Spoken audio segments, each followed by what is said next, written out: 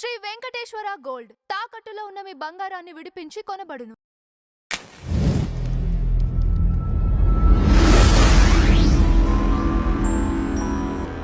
Madam నమస్కారం. నమస్తే అండి. మేడం అఖండ 2 రిలీజ్ అయ్యి ఇవాళ 5th డే కలెక్షన్స్ ఎలా ఉన్నాయి? చాలా మంది ఇంకా కూడా ట్రోలింగ్స్ చేస్తున్నారు. ఈ సినిమాని అసలు చూడాలి అంటే ఎందుకు చూడాలంట? ఇప్పుడు చాలా సినిమాలు వస్తాయండి. చాలా రకాలుగా మనం చూస్తున్నాం. అసలు అర్థం పర్థం లేని సినిమాలు కూడా చూస్తున్నాం. మీకు ఆ మధ్యన ఒక పాట మనం మాట్లాడాం చూడండి. ఏదో అంగీ లేదు, పంచె లేదు, లేకపోతే షర్ట్ లేదు, ఇంకేదో లేదు అంటూ ఒక పాట వచ్చింది. సో అలాంటి పాటలు, అలాంటి సినిమాలు చూసేటప్పుడు మీరు అఖండ 2 చూడడానికి ఏమవుతుంది? అంటే ముఖ్యంగా మీకు ఉండాల్సింది నేను హిందువుని అనే ఒక భావన ఉంటే, హిందుత్వ అనేది ఒకటి ఉంటే, లేదు సనాతన ధర్మం అంటున్నారు ఇప్పుడు, నేను వైదిక ధర్మం అని అంటాను దాన్ని. మన ధర్మాన్ని మనం పాటించాలి అనుకుంటే ఈ సినిమా చూడొచ్చు. అంటే మీకు చాలా అంశాలు నచ్చకపోవచ్చు, చాలా అంశాలు నచ్చచ్చు. It varies person to person. మీరు అడ్డమైన చెత్త చూసేటప్పుడు మీరు ఇలాంటి సినిమాలు చూస్తే ఏమవుతుంది? ఇప్పుడు అందులో మీకు ఒక భగవద్గీత గురించి ఉంది. అంటే మన సంస్కృతి ఏంటి అనే దాని మీద ఉంది. తర్వాత అఘోరా వల్ల జరిగే మంచి ఏంటి? అంటే మన ధర్మానికి సంబంధించినవేగా ఇవన్నీ. ఇప్పుడు మీరు నన్స్ ఇవన్నీ మీరు ఒప్పుకుంటారుగా, మీరు మదర్ థెరీసాని ఒప్పుకుంటారుగా. నేను అది అంటున్నది. అలా ఒప్పుకునేటప్పుడు మీకు అఘోరా ఎందుకు నచ్చదు? మీరు అన్నట్టుగా సినిమా లేట్గా రిలీజ్ అవ్వటం కూడా ఒక కొద్దిగా మైనస్ అయింది కలెక్షన్స్ పరంగా. ఇప్పుడు మా 70 కోట్లు అనుకున్నాము నా 3 రోజుల తర్వాత, ఇప్పుడు 84 కోట్లు అయింది. తర్వాత ఓవరాల్గా మీరు అంటే అబ్రాడ్ చూసుకుంటే కనుక అయితే మొత్తం అన్ని కలెక్షన్స్ కలుపుకొని, నార్త్ అన్ని, తమిళనాడు అన్నీ కలుపుకొని 1.2 102 crores అన్నారు. ఏది ఏమైనా ఇప్పుడు కలెక్షన్స్ కంటే కూడా సినిమా చూడడం అనేది ముఖ్యం అంటాను నేను. ప్రతిదానికి ఇప్పుడు సినిమా కలెక్షన్సే ముఖ్యమండి. అలా అనుకుంటే కృష్ణ గారు లాంటి వాళ్ళు ఎంత గ్రేట్ పర్సనాలిటీస్. హీరో కృష్ణ ఆయన యాక్సెప్ట్ చేసేవాడు. ఆయన సినిమా బాగలేకపోతే ఎస్ ఈ సినిమా బాగలేదు, నా సినిమా అయినా సరే. ఆయన ఎప్పుడు భేషజాలకు వెళ్ళే మనిషి కాదు, చాలా ఓపెన్ మనిషి. కాబట్టి ఇవాళ నేను కలెక్షన్స్ పరంగా ఆహా ఓహో అని ఏం చెప్పను. నేను కూడా కలెక్షన్స్ కంటే కూడా రాశి కంటే వాసి ముఖ్యం అంటారు. సో ఆ రకంగా సినిమా చూడాలి. నాకు ఇవాళ ఒక జర్నలిస్ట్ పెట్టారండి. ఓకే.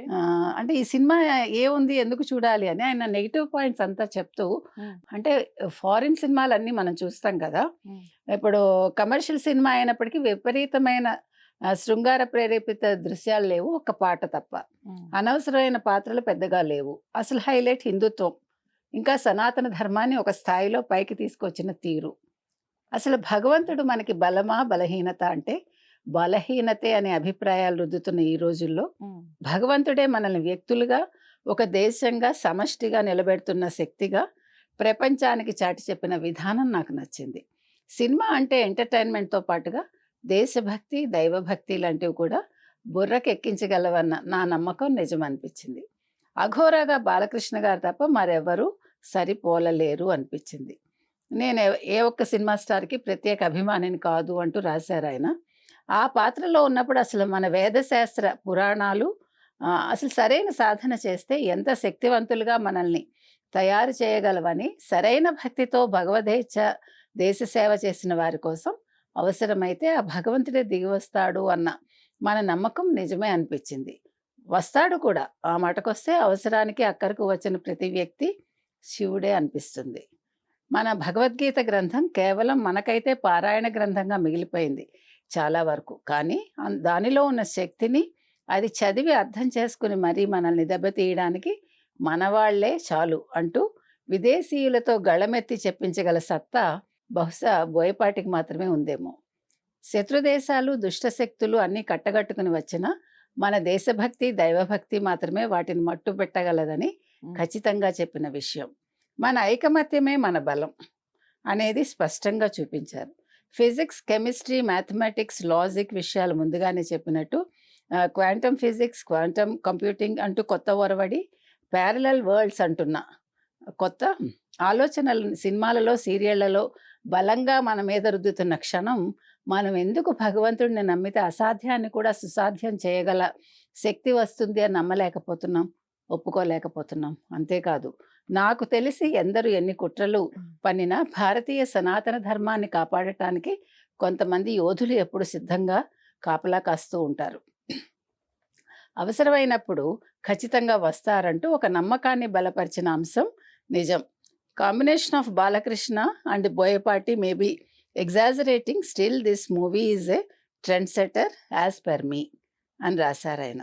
తర్వాత అఘోరాలు నిజానికి మేము గుజరాత్లో, జునాగఢ్లో ఉన్న రోజుల్లో శివరాత్రి కోకొలలుగా వచ్చి అఘోరాలు క్షణాల్లో వారు మాయమైపోయి అసలు ఈ రోడ్లో ఎవరైనా నడిచారా అనేలాంటి సంఘటనలు ఎన్నో చూసాం. కాబట్టి వాళ్లకు ఉన్న అతీంద్రియ శక్తులను నేను ఖచ్చితంగా నమ్ముతాను. ఇది మాత్రం కరెక్ట్ అండి. ఇప్పుడు అఘోరాలు కుంభమేళాలు, మొన్న మహాకుంభమేళాకు వచ్చారా, వాళ్ళు ఎలా మాయమవుతారో మీరు చెప్పగలరా ఇంతవరకు? అంటే అది కళ్ళ ముందు చూస్తే మీకు అర్థమవుతుంది. ఇప్పుడు మీకు మదర్ తెరీసా తీసుకోండి ఫర్ ఎగ్జాంపుల్. మీకు పోప్ అంటే వాటికాన్కి చెందిన పోప్, ఆవిడకి సెయింట్ హుడ్ అని ఇస్తారు. అంటే ఇప్పుడు మీకు ఆవిడ వల్ల నేను ఫలానా అనారోగ్యంతో ఉన్నప్పుడు నాకు మదర్ తెరీసా వచ్చి హీల్ చేసింది అని కొన్ని వాళ్ళు ఉదాహరణలుగా చూపిస్తారనమాట. అంటే మీరు అనుభవించారనుకోండి, మీరు వచ్చి చెప్తారు, అప్పుడు ఆవిడకి సెయింట్ హుడ్ అని ఇస్తారు. అట్లా ఆవిడకి ఇచ్చారు. నేను అనేది, మీరు క్రిస్టియానిటీలో ఇవన్నీ నమ్ముతున్నప్పుడు మీరు అఘోరాలను కూడా నమ్మచ్చుగా. ఇప్పుడు హిందూ పురాణాల్లో మీకు హిస్టరీలోకి వెళ్తే, హిస్టరీలో మీకు ఇలాంటివి ఉన్నాయి. ఈవెన్ బ్రిటిషర్స్ కానీ వేరే కంట్రీస్ వాళ్ళు కానీ ఇక్కడ వాళ్ళు యుద్ధం చేసేటప్పుడు శివుడే వచ్చి యుద్ధం చేస్తాడు. అందుకే మీకు మధుర కావచ్చు, కొన్ని టెంపుల్స్ చరిత్ర చూడండి, మీకు వాళ్ళు ఒప్పుకుంటారు. అతను ఉన్నంతకాలం ఇండియాలో చెప్పులు వేసుకోకుండా గుడి ముందు నుంచి వెళ్తాడు. అంటే మీరు చాలా కథలు ఉన్నాయి. ఇది వాళ్ళు చెప్పింది, వెస్టర్న్స్ చెప్పింది, మనం చెప్పింది కాదు. అందుకని కొన్ని అనుభవాలు మనకు కూడా అవుతాయి కదా. అఖండ 2 తాండవం ఎందుకు చూడాలి అంటే, అది నేను అనేది, అది ఒక హిందువుగా మీరు చూడొచ్చు. మీరు ఖర్చు పెట్టేది ఎన్నో ఖర్చు పెడతారు. ఇప్పుడు మనం తెల్లారు లేస్తే అక్కర్లేని ఖర్చులు ఎన్నో చేస్తాం కదా. ఒక సినిమా చూస్తే ఏమవుతుంది మీకు? మీరు బాహుబలి చూశారు, పుష్ప చూశారు. పుష్ప ఏవి మనకి సెట్ చేసే సినిమా కాదు, కానీ అర్జున్ కోసం, అల్లు అర్జున్ కోసం చూశారు మీరు. నేను అనేది అది, పుష్ప చూడగాలేంది why can't you see Akhanda 2 also. నేను పుష్ప చూడొద్దని చెప్పాను, నేను మిమ్మల్ని ఏ సినిమా చూడొద్దని చెప్పాను. అది మీ ఇష్టం కదా. కాబట్టి ఒక సినిమా చేసినప్పుడు ఇంత కష్టపడి మనం మన తెలుగు సినిమాని ఎందుకు నిలబెట్టుకోకూడదు? ఇప్పుడు తమిళ వాళ్ళు అదే కదా గొడవ. పొన్నియిన్ సెల్వన్ ఎందుకు తెలుగు వాళ్ళు చూడలేదు, వాళ్ళకి కోపం వచ్చింది. కానీ అది మన కథ కాదు, మనకి దాంతో ఎటువంటి సంబంధం లేదు. అంటే మీరు ఓన్ చేసుకోలేరు. వేరేస్ ఇప్పుడు ఇందులో ఉండే అంశాలన్నీ కూడా మీకు ఒక భగవద్గీత కావచ్చు, లేదు ఒక సనాతన ధర్మం కావచ్చు, ఒక అఘోరా కావచ్చు, ఒక సర్జికల్ స్ట్రైక్ కావచ్చు, లేదంటే అదేంటి పహల్గామ్ దాడి కావచ్చు, ఇవన్నీ జరిగాయి మీ కళ్ళ ముందు, మీరు చూసినవి. కాబట్టి యూ కెన్ ఓన్ ఇట్. ఓ ఇలా జరిగిందా, ఇదా సనాతన ధర్మం అంటే ఇదా అని తెలుసుకోవటానికి. అంటే 100% అందులో తెలియదు, అట్లీస్ట్ మీకు కొంచెం అందులో అనుభవం వస్తుంది అంతే. నేను అనేది అందుకోసం మీరు ఆ సినిమా చూడాలని చెప్తున్నాను. Right madam, thank you. Thank you.